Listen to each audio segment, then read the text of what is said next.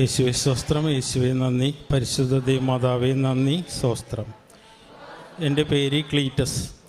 ഞാൻ എറണാകുളം ജില്ലയിലെ Vaduthala saint Antony's church ഇടവകയിൽ നിന്ന് വരുന്ന ഒരു വ്യക്തിയാണ്. എൻ്റെ ജീവിതത്തിൽ ഞാൻ പലപ്പോഴും പേഴ്സണലായിട്ടുള്ള പ്രാർത്ഥനയും പരിശുദ്ധ ദൈവമാതാവിനെക്കുറിച്ചുള്ള പഠനങ്ങളും ഒക്കെ എൻ്റെ ജീവിതത്തിൽ ചെയ്തിട്ടുണ്ട്. എൻ്റെ വീട്ടിൽ ഞങ്ങൾ 9 മക്കളാണ്. 9 മക്കൾ എൻ്റെ അമ്മ കൊന്ത നമസ്കാര കാലങ്ങളിലെല്ലാം നമസ്കാരം ചെറുപ്പകാലത്തിൽ മുട്ടുമ്പിൽ നിന്ന് ചൊല്ലി ഞങ്ങളെല്ലാം പഠിപ്പിച്ചിട്ടുണ്ട്. അപ്പോൾ ആ ഒരു ശീലം കൊണ്ടും അമ്മയുടെ മരണശേഷവും ദൈവമാതാവിനുള്ള ഭക്തി എൻ്റെ ജീവിതത്തിലും ഞങ്ങളുടെ കുടുംബാംഗങ്ങളിലും വളരെ വലുതാണ്. എന്നിരുന്നാലും കൃപാസനത്തിൽ വന്നു കഴിഞ്ഞപ്പോഴാണ് ജീവിതത്തിൽ ഈ വ്യക്തിപരമായ പ്രാർത്ഥനയേക്കാൾ വളരെ വലുതാണ് കൃപാസനത്തിലെ ഈ ഉടമ്പടിയിൽ നമ്മൾ വെച്ചുകൊണ്ടുള്ള പ്രാർത്ഥന എന്നുള്ളൊരു വലിയ സത്യം എനിക്ക് മനസ്സിലായി. കാരണം ഇവിടെയുള്ള കൃപാസനത്തിൽ വന്നതിന് ശേഷമുള്ള ജീവിതത്തിൻ്റെ ഓരോ കാര്യങ്ങളിലും വളരെയധികം അടുക്കും ചിട്ടയും ഓടുകൂടി നമുക്ക് പോകാൻ കഴിയുന്നത്. മാസത്തിലുള്ള കുമ്പസാരം, അരമണിക്കൂറുള്ള ബൈബിൾ വായന, അതുപോലെ തന്നെ രോഗികളെ സന്ദർശിക്കൽ, അതുപോലെയുള്ള മറ്റ് എല്ലാ കാര്യങ്ങളിലും ഒരു ചിട്ട വരികയും ആ ചിട്ടപ്രകാരം നമ്മൾ പ്രാർത്ഥിക്കുമ്പോൾ വളരെയധികം നമുക്ക് അനുഭവങ്ങൾ ലഭിക്കുമെന്ന് എൻ്റെ ജീവിതത്തിൽ മനസ്സിലായത് ആദ്യമായി ഞാൻ ഈ കൃപാസനത്തിൽ വന്നപ്പോഴാണ്. അതോടൊപ്പം തന്നെ ബഹുമാനപ്പെട്ട ജോസഫ് അച്ഛൻ്റെ ഓരോ പ്രസംഗത്തിലും അതിലുള്ള ഓരോ കണ്ടൻറ്റും ഞാൻ പുസ്തകം എടുത്ത് അതിലെഴുതി വയ്ക്കുമായിരുന്നു. അത് മറക്കാതിരിക്കാൻ വേണ്ടി ഇപ്പോൾ ഞാൻ എഴുതിയത് വലിയൊരു ചെറിയൊരു പുസ്തകമാക്കി വെച്ചിരിക്കുകയാണ്. അത് ഞാൻ ഇടയ്ക്കെല്ലാം എടുത്ത് ഇങ്ങനെ നോക്കുമ്പോൾ അതൊരു റെഫറൻസാണ്. ആ ഒരു പ്രസംഗം എപ്പോഴും കേൾക്കുന്നത് നമ്മുടെ ജീവിതത്തിൽ, ആധ്യാത്മിക ജീവിതത്തിൽ വളരെ വലിയ ഒരു നേട്ടമാണ് നമുക്കുണ്ടാക്കുന്നത്. അതുപോലെ തന്നെ ഈ പത്രത്തിൻ്റെ കാര്യമായാലും അതിൽ ഞാൻ പത്രം കൊടുക്കുമ്പോൾ ഞാൻ എല്ലാ സ്ഥലത്തും എന്ന് പറയുന്നത് ജോസഫിൻ്റെ മുഖപ്രസംഗം വായിച്ച് നോക്ക് സിസ്റ്ററെ. സ്ത്രീകളാണെങ്കിൽ ഞാൻ സ്ത്രീകളോട് പറയും, സിസ്റ്ററെ ജോസഫിൻ്റെ മുഖപ്രസംഗം ഒന്ന് വായിക്കുക എന്ന് പറഞ്ഞാൽ കൊടുക്കാറുള്ളത്. ആ മുഖപ്രസംഗം എന്ന് പറഞ്ഞത് അതൊരു മുതൽക്കൂട്ടാണ്. കൃപാസന പത്രത്തിലെ മറ്റ് രോഗസൗഖ്യത്തെക്കാളും മറ്റേത് കാര്യങ്ങളെക്കാളും എനിക്ക് ഏറ്റവും ഇമ്പോർട്ടൻറ്റ്, ഞാൻ ആദ്യം പത്രം കിട്ടിക്കഴിഞ്ഞാൽ ജോസഫിൻ്റെ മുഖപ്രസംഗമാണ് വായിക്കാറുള്ളത്. അപ്പോൾ ആ മുഖപ്രസംഗത്തിൽ ഉള്ള കാര്യങ്ങളെല്ലാം ഞാൻ അണ്ടർലൈൻ ചെയ്തിടും. എന്നിട്ട് എൻ്റെ പുസ്തകത്തിലേക്ക് എനിക്ക് ആവശ്യമാണെന്ന് തോന്നിയാൽ എൻ്റെ പുസ്തകത്തിലേക്ക് ഞാനത് എഴുതി മാറ്റി വയ്ക്കാറുണ്ട്. പിന്നെ ഞാൻ ഇവിടെ വന്ന് ഉടമ്പടി എടുത്തപ്പോൾ എനിക്ക് സംഭവിച്ച കാര്യങ്ങൾ, ഞാൻ 6 കാര്യങ്ങൾ ഉടമ്പടിയിൽ നിയോഗമായി എഴുതിയിട്ട് അതിൽ ഒരു പ്രധാന കാര്യമെന്ന് പറഞ്ഞാൽ എനിക്ക് 2 ആൺകുട്ടികളാണ്. മൂത്ത ആൾ അബുദാബിയിൽ എഞ്ചിനീയറായിട്ട് വർക്ക് ചെയ്യുന്ന സിവിൽ എഞ്ചിനീയറാണ്. അപ്പോൾ അവനൊരു സ്ഥലം വാങ്ങണമായിരുന്നു. അപ്പോൾ ഈ സ്ഥലത്തിന് വേണ്ടി അവനൊരു ദിവസം ഓഫീസിൽ ചെന്നപ്പോൾ അവനോട് ചോദിച്ച്, നിങ്ങൾക്ക് ലോൺ വേണമെന്ന് ചോദിച്ചു. തമാശയിൽ ചോദിച്ചപ്പോൾ ഇവൻ തമാശ പറഞ്ഞു, എനിക്ക് ലോൺ വേണം എന്ന് പറഞ്ഞു. അപ്പോൾ എത്ര എമൗണ്ട് വേണമെന്ന് ഒരു എമൗണ്ട് പറഞ്ഞ്, അങ്ങനെ പിറ്റേ ദിവസം വിളിച്ചു പറയുന്നത് ലോൺ പാസ്സായി, എടുത്തോളാൻ പറഞ്ഞ്. അപ്പോൾ ലോൺ എടുത്തു കഴിഞ്ഞിട്ട് ഈ സ്ഥലം കണ്ടുപിടിച്ചിട്ടില്ല. അപ്പോൾ അവൻ എന്നെ വിളിച്ച് പറഞ്ഞ്, ലോൺ പാസ്സായിട്ടുണ്ടല്ലോ, ഈ കാശിപ്പം നമ്മുടെ കയ്യിലിരുന്നാൽ ഇതൊക്കെ തീർന്നു പോകും, പലരും വന്ന് കടം ചോദിക്കും, അങ്ങനെ ഇങ്ങനെയൊക്കെ ആവുമെന്ന് പറഞ്ഞ്. അങ്ങനെ ഞാനിവിടെ വന്നിട്ട്, അപ്പോൾ ഞങ്ങൾ എറണാകുളം ജില്ലയിലാണെങ്കിൽ എറണാകുളത്ത് ഒരു 5 സെൻറ്റ് സ്ഥലം വാങ്ങുമെന്ന് പറഞ്ഞാൽ 1 കോടി രൂപയെങ്കിലും വേണം. അപ്പോൾ കുറച്ച് മാറി വേറൊരു പ്രദേശത്തേക്കൊക്കെ തൊട്ടടുത്തുള്ള സ്ഥലങ്ങളിലൊക്കെ ചെന്ന് സ്ഥലങ്ങളിങ്ങനെ നോക്കിക്കൊണ്ടിരുന്നത്. പക്ഷേ ഓരോ കാര്യങ്ങളും ഒന്നും നമുക്ക് ചേരാത്തതും ഒക്കാത്തതും ഒക്കെ ആയിട്ടുള്ള സംഭവം കാരണം നമ്മളെ കൊണ്ട് പറ്റില്ല. ഇത് നമുക്ക് കൂട്ടിയാൽ കൂടാൻ പറ്റാത്ത സംഭവമാണ്. ഒരു ഭൂമിയിലൊരു സ്ഥലത്ത് നമ്മൾ താമസിക്കുക എന്ന് പറഞ്ഞാൽ നമ്മളെ ഇഷ്ടത്തിന് പോയി കണ്ട് ഉറപ്പിച്ച് പോരുന്ന സംഭവമല്ല എന്ന് എനിക്ക് മനസ്സിലായി. ഞാൻ ഉടനെ കൃപാസനത്തിൽ വന്ന് ഞാൻ 6 ഉടമ്പടി എഴുതിയതിൽ ആദ്യം വെച്ചത്, എൻ്റെ മകന് ജീവിക്കാൻ, ഈ ഭൂമിയിൽ ജീവിക്കാൻ ഒരു ശാന്തമായ സ്ഥലം തരണേ മാതാവേ, അത് അമ്മ കാണിച്ചു തരണമേ എന്ന് പറഞ്ഞ് പ്രാർത്ഥിച്ച് ഞാൻ പോയി. ഇവിടുന്ന് പോയി 3 മണിയോടുകൂടി ഞാൻ എറണാകുളത്ത് വീട്ടിൽ ചെന്ന് കയറി ഞാനവിടെ സോഫമ്മയിൽ ഇങ്ങനെ ഇരിക്കുന്ന സമയത്ത് ഒരു ഫോൺ കോൾ വരികയാണ്. മരുമോള് ദുബായിൽ നിന്ന് വിളിക്കുകയാണ്. എന്നെ വിളിച്ചിട്ട് പറഞ്ഞു, പപ്പയെ ഒരു സ്ഥലം വന്നിട്ടുണ്ട്, ഇന്ന് തന്നെ പോയി കാണണം, അല്ലെങ്കിൽ അത് വിട്ടുപോകും. അതിനൊരാളും കൂടി വന്നിട്ടുണ്ട്, അയാൾ അഡ്വാൻസുമായിട്ട് അയാളുടെ വീട്ടിൽ വന്ന് നിൽക്കണേണ്. അപ്പോൾ നമ്മളോടും കൂടി ചോദിച്ചിട്ട് ചെയ്യാമെന്ന് പറഞ്ഞ് നിൽക്കണേണ്. ഇന്ന് തന്നെ പോകാൻ പറ്റുമോ എന്ന് ചോദിച്ചു. അപ്പോൾ ഞാൻ പറഞ്ഞു, ഇന്ന് പോകാൻ പറ്റില്ല, ഞാനിപ്പോൾ അവിടെ നിന്ന് വന്നേ ഉള്ളൂ, ടയർഡാണ്, നാളെ രാവിലെ ഒരു 10 മണിക്ക് മുമ്പ് ഞാൻ അവിടെ എത്തിയേക്കാമെന്ന് പറഞ്ഞു. അങ്ങനെ പിറ്റേ ദിവസം രാവിലെ 10 മണിക്ക് ഈ സ്ഥലം കാണാൻ ഞാൻ പോവുകയാണ്. ഞാനും എൻ്റെ ഭാര്യയും കൂടി പോവുകയാണ്. ചെന്ന് കഴിഞ്ഞപ്പോൾ ആ സ്ഥലമൊക്കെ ഇഷ്ടപ്പെട്ട്, നല്ല സ്ഥലം, നല്ല കിണർ, നല്ല വെള്ളം, നല്ല എല്ലാം കൊണ്ടും നല്ല പറ്റിയൊരു സ്ഥലമാണ്. അപ്പോൾ അന്ന് തന്നെ അഡ്വാൻസ് വേണമെന്ന് പറഞ്ഞ് അയാൾ പറഞ്ഞു. അപ്പോൾ സത്യത്തിൽ അന്ന് പോയപ്പോൾ കാശൊന്നും കൊണ്ടുപോയിട്ടില്ല. പെട്ടെന്ന് അവിടെ നിന്ന് തന്നെ എല്ലാ കാര്യം അറേഞ്ച് ചെയ്ത് 1,00,000 രൂപ അഡ്വാൻസ് കൊടുത്ത് പത്രത്തിൽ എഴുതി മേടിച്ച് പോകുന്നു. അത് മാതാവിൻ്റെ വലിയൊരു ഇടപെടലാണെന്ന് ഞാൻ വിശ്വസിക്കുന്നു, എൻ്റെ കുടുംബം വിശ്വസിക്കുന്നു. ആ സ്ഥലം ഇന്ന് വളരെ നല്ലൊരു സ്ഥലം, കണ്ടവരെല്ലാം പറഞ്ഞ് നല്ലൊരു സ്ഥലമാണ്. ഞാൻ പറഞ്ഞത് ഞങ്ങളുടെ അല്ല, മനുഷ്യൻ്റെ കണ്ണല്ല പ്രവർത്തിച്ചത്, മനുഷ്യൻ്റെ ആഗ്രഹവും പ്രവൃത്തിയും അല്ല, അവിടുത്തെ ദൈവമാണ് എല്ലാത്തിൻ്റെയും നിദാനം. ആ തിരുവചന സത്യമാണ് ഞാൻ അവരോട് പറഞ്ഞത്. ദൈവത്തിൻ്റെ കരുണയാണ് അതിൽ പ്രവർത്തിച്ചത് എന്ന് പറഞ്ഞു. അത് മാതാവ് തന്ന ഏറ്റവും വലിയ ഒരു അടയാളമാണ് ഞങ്ങളുടെ ജീവിതത്തിൽ. ചെറുവിരൽ, വലത് കൈയിലെ ചെറുവിരൽ, ഈ ട്രിങ്കർ ഫിംഗർ എന്ന് പറഞ്ഞൊരു അസുഖമുണ്ട്. അത് ഇങ്ങനെ കൈ ഇങ്ങനെ വളഞ്ഞു പോകും. അപ്പോൾ ഞാൻ ആദ്യമൊന്നും അതൊന്നും വലിയ കാര്യമൊക്കെ ഇരുന്നില്ല. ഒരു ചെറിയ പ്രശ്നമല്ലേ, കൈക്ക് അങ്ങനെ വന്നു കഴിഞ്ഞാൽ വലിയ പ്രശ്നമൊന്നുമില്ലല്ലോ എന്ന് കരുതി അതിങ്ങനെ വെച്ചുകൊണ്ട് നടന്നു. അത് വെച്ച് ഈ കൈവിരൽ ഇങ്ങനെ പതുക്കെ ഇങ്ങനെ വളയാൻ തുടങ്ങി. വളഞ്ഞ് നമ്മുടെ നിയന്ത്രണത്തിൻ്റെ അപ്പുറത്തേക്കായി ഈ കൈ ഇങ്ങനെ പിരിയാൻ തുടങ്ങിക്കഴിഞ്ഞപ്പോഴത്തേക്ക് എനിക്ക് പള്ളിയിലെല്ലാം ചെന്ന് കൈകൂപ്പി നിന്ന് പ്രാർത്ഥിക്കാനായിട്ട് എനിക്ക് ഭയങ്കര നാണം തോന്നുന്നു. കാരണം വെച്ചാൽ ഈ ഒരു വിരൽ ഇങ്ങനെ വളഞ്ഞിങ്ങനെ ഇരിക്കണം. അപ്പം ഇങ്ങനെയാണ് നിന്നിട്ടാണ് പ്രാർത്ഥിച്ചുകൊണ്ടിരുന്നത്. അങ്ങനെ ഞാനിത് ഈ പല എറണാകുളത്ത് തന്നെയല്ല വലിയ നല്ല ഹോസ്പിറ്റലിൽ പല ഡോക്ടർമാരെയും കണ്ടു, ഓർത്തോ ഡോക്ടറിനെയൊക്കെ കണ്ടു കഴിഞ്ഞപ്പോൾ അതിലൊരു ഡോക്ടറിൻ്റെ അസിസ്റ്റൻ്റ് എന്നോട് പറഞ്ഞു, ചേട്ടൻ ഇത്രയും കാലം ഇത് വെച്ചുകൊണ്ടിരുന്നത് എന്തിനാണ്? ഇതൊക്കെ ആദ്യമേ ചെയ്യേണ്ട കാര്യമില്ലേ? ഇതിപ്പോൾ ഭയങ്കര കോംപ്ലിക്കേഷനാണ്, ഇതിപ്പോൾ ചെയ്യണമെങ്കിൽ ഭയങ്കര ബുദ്ധിമുട്ടാണ്, അത് സക്സസ് ആകണമെന്നില്ല, ചെയ്യാം, പക്ഷേ ചെയ്താൽ തന്നെ അത് സക്സസ് ആകണമെന്നില്ല എന്ന് ഡോക്ടർ പറഞ്ഞു. അപ്പോൾ ഞാനങ്ങനെ പോയിട്ട് വേറൊരു ഡോക്ടറിനെ കണ്ട് വേറൊരു ഹോസ്പിറ്റലിൽ ചെന്ന്, അപ്പോൾ അവിടെ ചെന്നപ്പോൾ അദ്ദേഹം പറഞ്ഞ് ചെയ്യാം, പക്ഷേ ഇത് വേറെ ഭാഗത്തുനിന്ന് ദശയെടുത്തിട്ട് പിടിപ്പിച്ചിട്ടൊക്കെ മെയിൻറ്റെയിൻ ചെയ്യേണ്ടി വരും എന്നൊക്കെ പറഞ്ഞ് അവിടെ നിന്നും പോയിട്ട് എറണാകുളം ജനറൽ ഹോസ്പിറ്റലിൽ ചെന്ന് അവിടെ ചെന്നപ്പോൾ അവർ പറഞ്ഞ് പ്ലാസ്റ്റിക് സർജറി വിഭാഗത്തിൽ കാണിക്കണം എന്ന് പറഞ്ഞ് അവിടെയും കാണിച്ച്, അങ്ങനെ ഏതാണ്ട് ഒരു 3-4 ഹോസ്പിറ്റലിൽ കാണിച്ച് കഴിഞ്ഞപ്പോഴത്തേക്കും ഒരു രക്ഷയില്ല, ഇതിനൊരു നടപടിയാണില്ല. വേറൊരു ഹോസ്പിറ്റലിൽ ചെന്നപ്പോൾ അദ്ദേഹം പറഞ്ഞ് ഞാനൊരു ലെറ്റർ തരാം, അത് സ്പെഷ്യലിസ്റ്റ് ഹോസ്പിറ്റൽ എന്ന് പറഞ്ഞ സ്ഥലമുണ്ട്, അതല്ലെങ്കിൽ അമൃതാനന്ദമയിയുടെ ഹോസ്പിറ്റലുണ്ട്, അവിടേക്ക് ഞാൻ ലെറ്റർ തരാം, അവിടെ കൊണ്ടുപോയി കാണിക്കാൻ പറഞ്ഞു. അപ്പോൾ എനിക്ക് മനസ്സിലായി, നമ്മൾ നിസ്സാരമെന്ന് തോന്നുന്ന കാര്യം നമുക്ക് അസാധ്യമായത് ദൈവത്തിന് സാധ്യമാവുള്ളൂ എന്ന് മനസ്സിലായി. അങ്ങനെ തന്നെ ഞാൻ ഈ പ്രത്യക്ഷീകരണ പ്രാർത്ഥന പുസ്തകം എടുത്ത് വായിച്ച് അത് പ്രാർത്ഥിച്ചുകൊണ്ട് മാതാവിനെ വിളിച്ച് ഞാൻ പറഞ്ഞു, ഇതിലെന്ത് നടപടി ഉണ്ടാവും മാതാവേ, ഇത് നിസ്സാരമൊന്നും കണ്ട കാര്യമാണ്, ഇത് കളി മാറിക്കൊണ്ടിരിക്കണേണല്ല എന്ന് പറഞ്ഞു. അങ്ങനെ ഇരിക്കുമ്പോൾ ഞാനത് പ്രാർത്ഥന കഴിഞ്ഞപ്പോഴത്തേക്ക് എനിക്ക് പെട്ടെന്നൊരു ഓർമ്മ വന്ന്, എറണാകുളം മഞ്ഞുമ്മൽ ഹോസ്പിറ്റലിൽ പണ്ട് ഞാൻ കാണിച്ചിട്ടൊരു വിസിറ്റിംഗ് കാർഡ് ഉണ്ടായിരുന്നു. ഞാൻ വേദന ആ വിസിറ്റിംഗ് കാർഡ് എടുത്തിട്ട് ഞാൻ ഡയൽ ചെയ്ത് അവിടുത്തെ റിസപ്ഷനിൽ ചോദിച്ചു, ഈ ഓർത്തോ ഉണ്ടോ നിങ്ങളുടെ അടുത്ത്, നല്ല ഓർത്തോ ഡോക്ടർ ഉണ്ടോയെന്ന് വെച്ച്.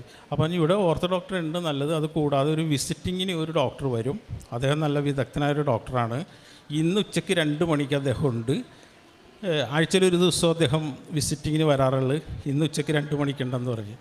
ഞാൻ ഉടനെ തന്നെ ബുക്ക് ചെയ്തോട്ടെ എന്ന് ചോദിച്ചു. ഞാൻ പറഞ്ഞു ബുക്ക് ചെയ്തോളാൻ പറഞ്ഞു.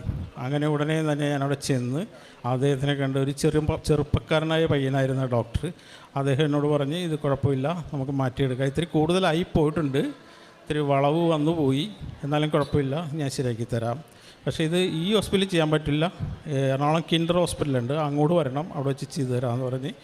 അങ്ങനെ ഞാൻ പ്രാർത്ഥനയിലായിരുന്നു, മാതാവിനെ വിളിച്ചപേക്ഷിച്ച് എൻ്റെ കാശ് രൂപം ഞാൻ കൈവിടാതെ പിടിച്ചിട്ടുണ്ടെന്ന് ചോദിച്ച് അവിടെ ചെന്ന് അഡ്മിറ്റായി, ഓപ്പറേഷൻ ചെയ്ത് വളരെ വിദഗ്ധമായ രീതിയിൽ ആ ഓപ്പറേഷൻ നടത്തി. ഈ കൈയുടെ ഉള്ളിൽ നിന്ന് ഒരു ചുമല വയറ് പോലത്തെ ഒരു സാധനം ഒരു 3 ഇഞ്ച് നീളത്തിൽ അദ്ദേഹം എടുത്തു തന്നിട്ട് എന്നെ കാണിച്ചു തന്നിട്ട് പറഞ്ഞ്, ഇത് ഇത്തിക്കണ്ണി മാവിലും ഇതിലൊക്കെ പിടിക്കൂലേ, ഇത്തിക്കണ്ണി കസ്കുട്ട ഇതുപോലുള്ള സാധനങ്ങൾ, അതുപോലെ തൻ്റെ വിരലിൻ്റെ ഉള്ളിലേക്ക് കയറി പിടിച്ചതാണിത്. അത് നമ്മൾ കാർന്ന് തിന്നിങ്ങനെ വളച്ചുകൊണ്ടിരിക്കണമായിരുന്നു ഈ വിരൽ. അതിനെ കംപ്ലീറ്റ് കട്ട് ചെയ്ത് അതിൻ്റെ ഒരു കുപ്പിക്കകത്ത് ഇട്ടിട്ട് എന്നെ കാണിച്ചു തന്ന്, ഇതാണ് സംഭവം, ഇനി കുഴപ്പമൊന്നും ഉണ്ടാവില്ല എന്ന് പറഞ്ഞു. അങ്ങനെ വളരെ അത്ഭുതകരമായിട്ട് മാതാവിനോട് വിളിച്ചപേക്ഷിച്ചതിൻ്റെ പുറത്ത് ആ ഡോക്ടറിനെ ഇന്ന സ്ഥലത്ത് നീ ചെല്ലുക, ഇന്ന ആൾ നിനക്ക് വേണ്ടി ഇത് ചെയ്യും എന്ന് പറഞ്ഞതുപോലെ ഒരു പ്രവാചക ദൗത്യം പോലെയായിരുന്നു ആ ഡോക്ടറിൻ്റെ എന്നോടുള്ള സമീപനം. അങ്ങനെ ഞാനത് രണ്ടാമത്തെ ഒരു വിഷയം അതായിരുന്നു. പിന്നെ മൂന്നാമത് ഉള്ള വിഷയം ഇതുപോലെ തന്നെ, ഞാനെപ്പോഴും കുളിക്കുമ്പോൾ ഇങ്ങനെ കുളിച്ചിട്ടുമ്പോൾ ഈ വയറിൻ്റെ ഭാഗത്ത് ഒരു ചെറിയ മണി അരി, വെറും ഒരു അരി പോലെ ഈ വയറുമ്പോൾ ഇങ്ങനെ തടയും. അപ്പോൾ ഞാൻ എൻ്റെ ഭാര്യയോട് പറഞ്ഞ് ഇതിങ്ങനെ ഇതുപോലെ ഇങ്ങനെ തടവ് വരണ്ടല്ലോ എന്ന്. അപ്പോൾ പുള്ളിക്കാരത്ത് പറഞ്ഞ് അതൊക്കെ വിട്ട് കളയ, വെറുതെ ആവശ്യമില്ലാത്ത കാര്യത്തേക്ക് ഒരു പിടിച്ച് എത്രയോ ആൾക്കാർ എത്രയോ വലിയ രോഗങ്ങളായിട്ട് നടക്കുന്നത്, ഈ അരിമണിയും കൊണ്ട് നടക്കണമെന്ന് പറഞ്ഞു.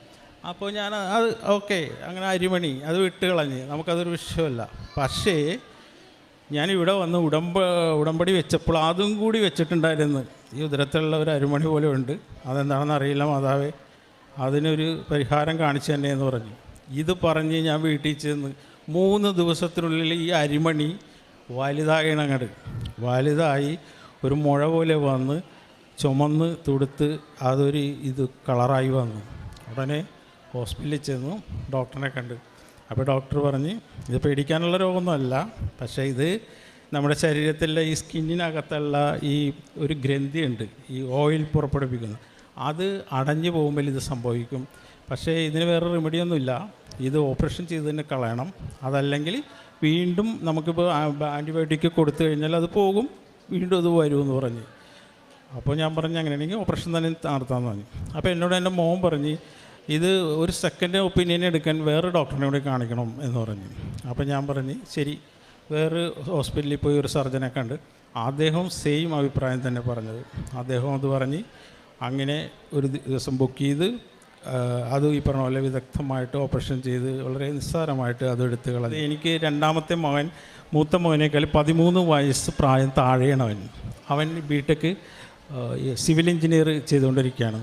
അപ്പോൾ ഇവൻ്റെ പഠിത്തവും കാര്യങ്ങളും കണ്ടിട്ട് ഞങ്ങൾക്ക് തോന്നി ഇവൻ രക്ഷപ്പെടില്ല, ഇവൻ ഈ കണക്കിന് പോയാൽ രക്ഷപ്പെടില്ല. അപ്പോൾ എന്നോട് മൂത്ത മോൻ വിളിച്ചു പറഞ്ഞ് പപ്പേ ഇവൻ്റെ കാര്യം പോക്കാണ്, ഇവൻ നല്ല സപ്ലൈ അടിച്ച് ഇവൻ കിടപ്പാവും, അതുകൊണ്ട് ഇവൻ്റെ കാര്യം നോക്കണം എന്ന് പറയും. നോക്കണമെന്ന് നമ്മൾ എന്തോരം പറഞ്ഞ് നോക്കി ചെന്ന് പടിയിടാ എന്ന് പറയും.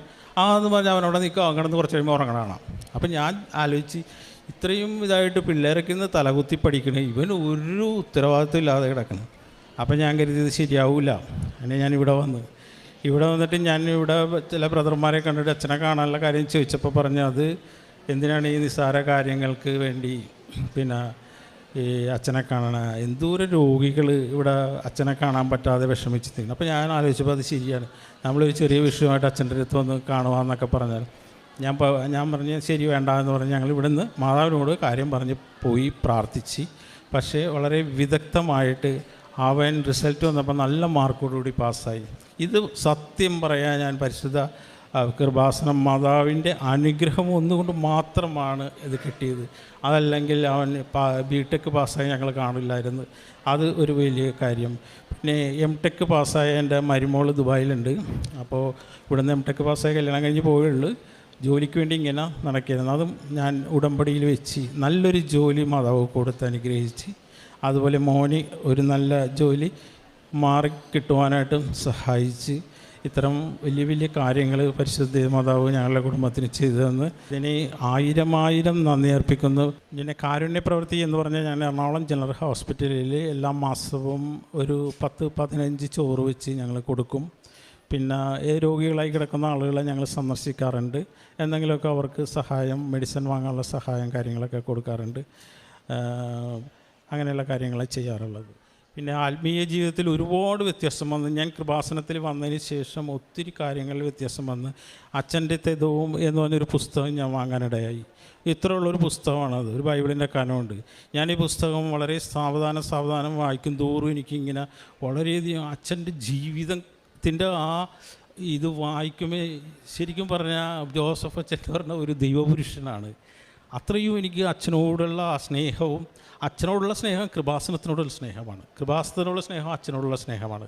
അതാണ് നമ്മൾ മനസ്സിലാക്കേണ്ട കാര്യം. ആ പുസ്തകം വായിക്കുന്നത് വഴി എനിക്ക് ഒത്തിരി ആത്മീയമായിട്ട് വളരെയധികം ഇത് കിട്ടി, ശക്തി കിട്ടി അച്ഛൻ.